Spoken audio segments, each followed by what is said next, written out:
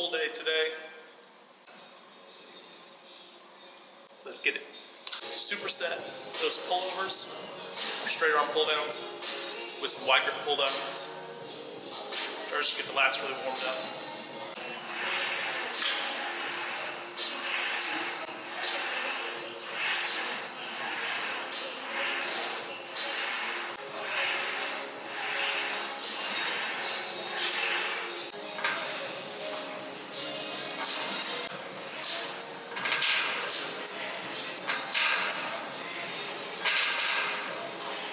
A lot of the focus and emphasis lately has been trying to optimize frequency as much as possible. So I've been trying to make sure I'm targeting muscles that need work as much as possible, as much as they can recover.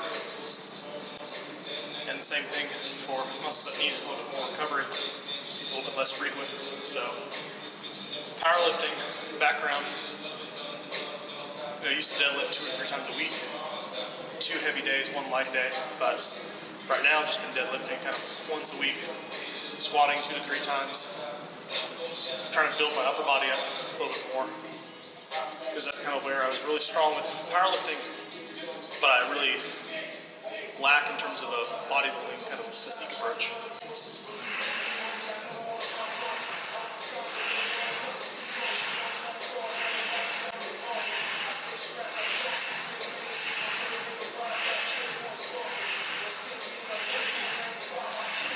Yeah, I'd say that's probably where my biggest difference in training has been since I stopped powerlifting and started focusing more on physique, is how much my upper body really needed work. Strong squat, strong deadlift, strong back, but upper body, shoulders, chest, it's all kind of weak. So working on that now.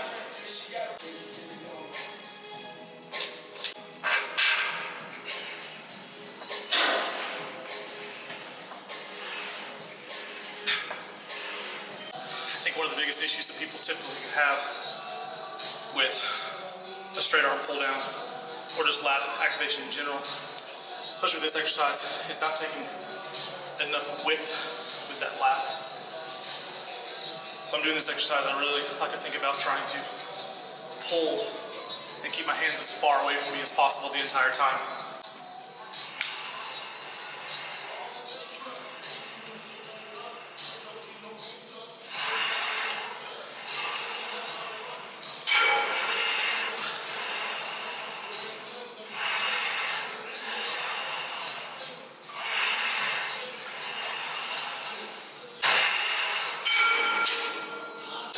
Not only is that going to help increase that lat activation, it's going to help develop that long head of your tricep too,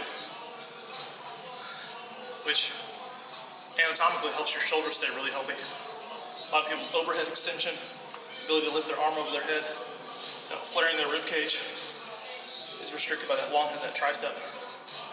So better pressing, better overhead pressing especially, without extending through the rib cage and compressing your lower back, compressing your spine, and just not also getting as much shoulder activation in your overhead presses. Long head, pullovers, a lot of overhead mobility exercises. You'll be good to go.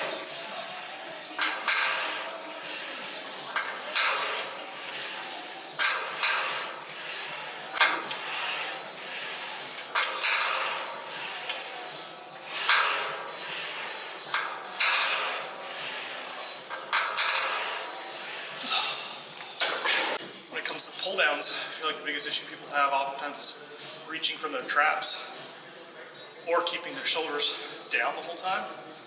What that ends up doing is decreases the actual range of motion that your lat is going to go through. So you end up using just a lot of scapula, a lot of shoulders. Think about when you're here, right, I can lengthen my lat, pull into range, pull that lat back, and then drive through the shoulders and the biceps. If I'm starting back here, my lat has nowhere to go. Same thing if you're going vertical. I'm going to keep that shoulder in length, pull that lat down, and then drive through Same idea though, keeping that elbow in as big of an arch as possible.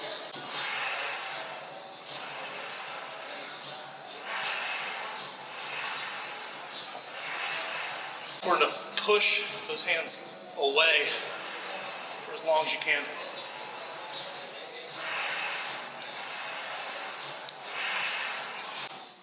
We get one more set of wide grip pull downs.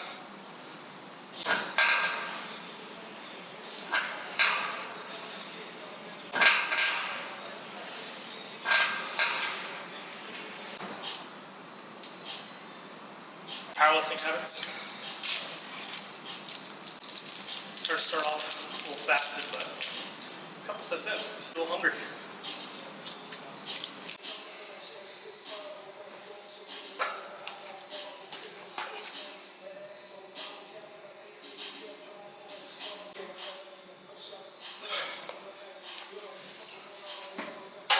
Biggest challenge for me with bent over rows, try to do them underhand as much as possible, but it tends to give me some elbow issues, so really have to play with the grip width and position to get it right.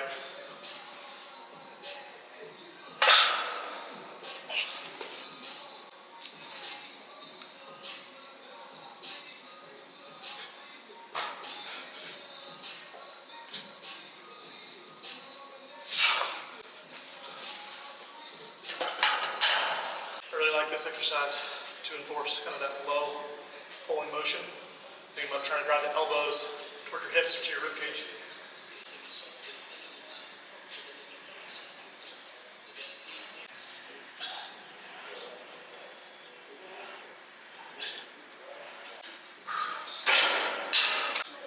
I'm purposely trying to drive my elbows and hands kind of low into this position.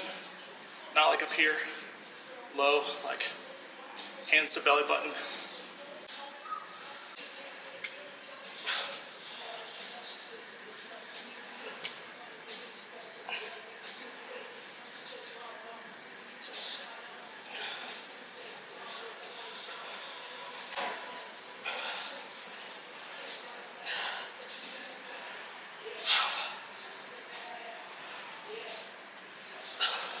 I think because it forces you naturally to use a little bit lighter weight, it's really important to focus on the range of motion, getting a full stretch in that lat, but also tempos.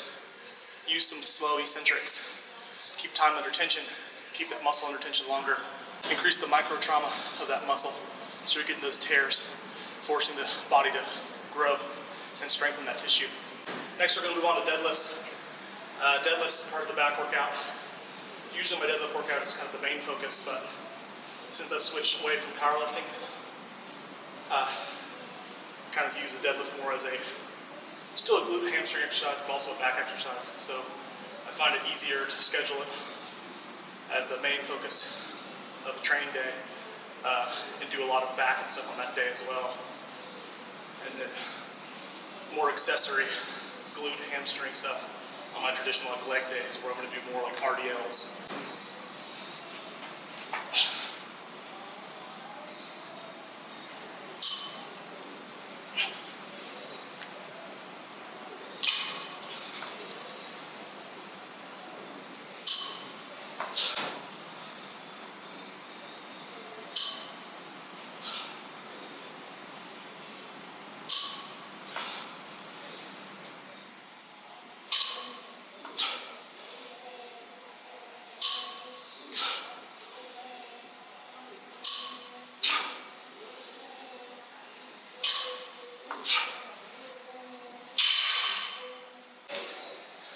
One way that my deadlift training has really changed is I emphasize a lot more eccentrics, higher volumes, sets of 12, 15 even in some cases, and just focus on keeping tension in the back, keeping tension in the hamstrings.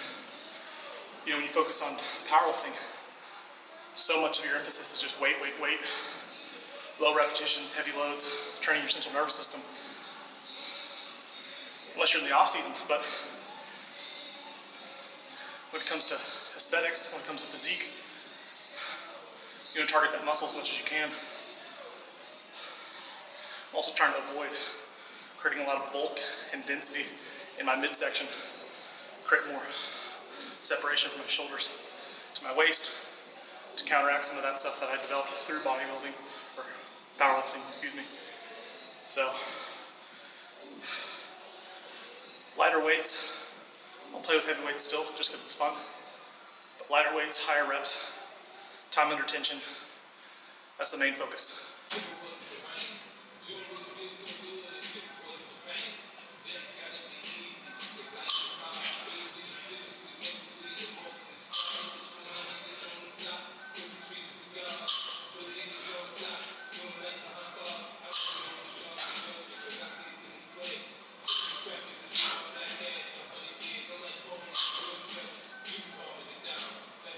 Ideally, I'm going to hit maybe a 3 to 5 second eccentric.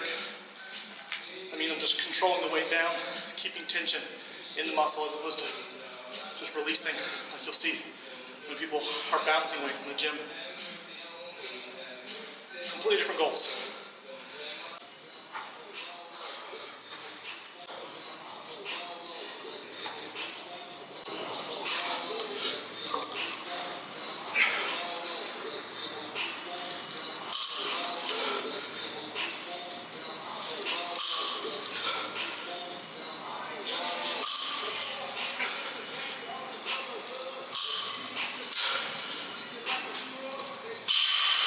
Great tempo. Thank you. Working on it. Gym looks great. Just the beginning.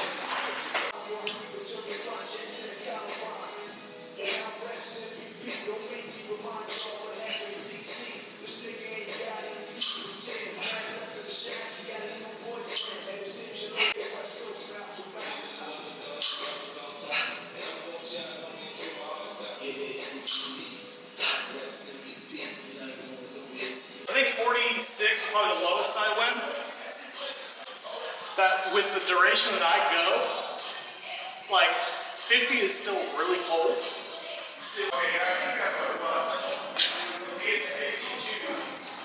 so cold,